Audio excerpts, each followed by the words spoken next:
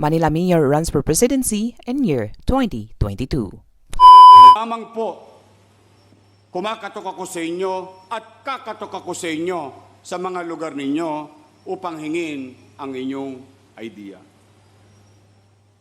Ang plano ko, ang plano natin ay parang bandila ng Pilipinas na ating hahabin mula sa hibla at sa mga sinulid na manggagaling sa inyo. I will be a healing president.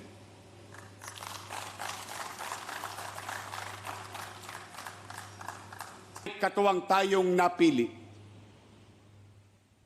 Maraming leader na walang ginawa kundi saktan tayo. Siya naman, walang ginawa kundi hilumin tayo. Sa panahon ng pandemya, siya na makakasama natin bilang leader na kailangan natin. Maraming sakit ang lipunan, mga kanser sa pamahalaan, na kailangan ng isang manggagamot. Nasasamaan tayo sa pagbibigay ng reseta ng lunas. Isang doktor na may puso, talino at oras para sa tao. Tuloy-tuloy sa paglilingkod sa may mga sakit at problemang pangkalusugan.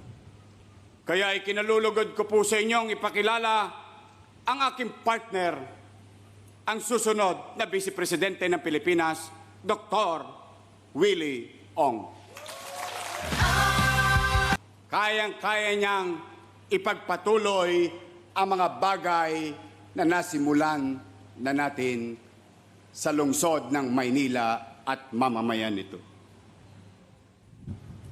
At malay nyo rin, may awa ang Diyos. Pagbigyan ako ng mga kababayan natin sa buong bansa, mga Pilipinong OFW at immigrant sa buong mundo. Pag naging presidente ako at may kakampi ka pang presidente, Hani Lacuna. Mga kababayan, hanggang dito na lamang po muna. Pilipinas, God first! Esko Moreno, Mayor of the Philippines capital, has decided to run for the presidency in 2022. Moreno will declare his presidential bid on Wednesday, September 22, from the Basico compound in Tondo, Manila.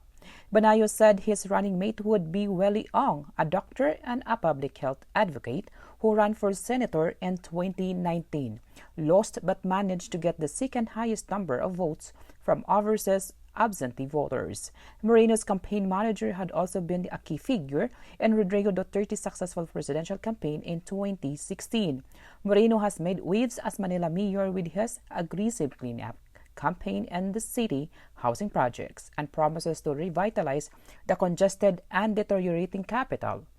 Because of this visibility, he started appearing among preferred presidential candidates, finally pleasing second Davao City Mayor and presidential daughter Sara Duterte in the joint survey of Pulse Asia. During the COVID-19 pandemic, Moreno stood up even more as local government executives became on-the-ground implementers of the vaccinations drives, lockdowns, testings, and contact tracing efforts. Manila City Hall's initiative of giving COVID-19 medicines like Remdesivir and tocilizumab for free to those who need it has also been popular. It was during the health crisis when Moreno began more openly criticizing the national government, first by calling for an end to face shield requirements and then by mourning the slow distributions of vaccines. In late July, Duterte had criticized Moreno for long lines of vaccination sites during floods and inclement weather. Weeks later, the chief executive went so far belittled the mayor or 60 photos by his past of showbiz star. All these jobs were directed at anonymous politicians, but Duterte descriptions leaves little doubt that he was referring to Moreno. Though a relatively young presidential candidate at 46 years old, Moreno has spent 22 years in government, almost the same number of years as Duterte himself. Moreno's political career began in 1998 when at just 23 years old. He was elected Manila Councilor after serving 3 terms in this position. He was elected Vice Mayor in 2007. He was re-elected in 2010 and 2013. In 2016, despite many thinking it would finally be his turn to run for Manila Mayor, Moreno decided to run for senators, a bid he lost. He was taken in by Duterte. The controversial and populist president appointed Moreno chairman of the North Luzon Railways Corporation in 2017. The next year, Moreno became Social Welfare Undersecretary, but in October 2018, he resigned to run for Manila Mayor. Moreno won the election, stunning everyone by beating ex-mayors to whom he had previously played second fiddle, Alfredo Lim and Joseph Ejercito Estrada. As Manila City Chief, Moreno championed in city housing starting 5-house project-based community, Condominium 1 and 2, Binondominium San Lazaro Residences, and Pedro Hill Residences. The first has been turned over to beneficiaries, while the rest are undergoing constructions. He has portrayed himself as hands-on man of actions, often going live on his Facebook account to show him leading state cleanups responding to emergencies in the city. Moreno's life before politics was also colorful. Some would even say made for the silver screen. As a boy growing up in the slums of Tondo, Moreno said he used to be a scavenge for food to help his family survive. His father was a stevedore, while his mother was a laundry woman and a garlic peeler. Moreno, then known as Scott, eventually began collecting garbage for a living until the age of 19. He was picked for a small part in a teen drama on RPN 9 and then as a host for the popular variety shows That Entertainment.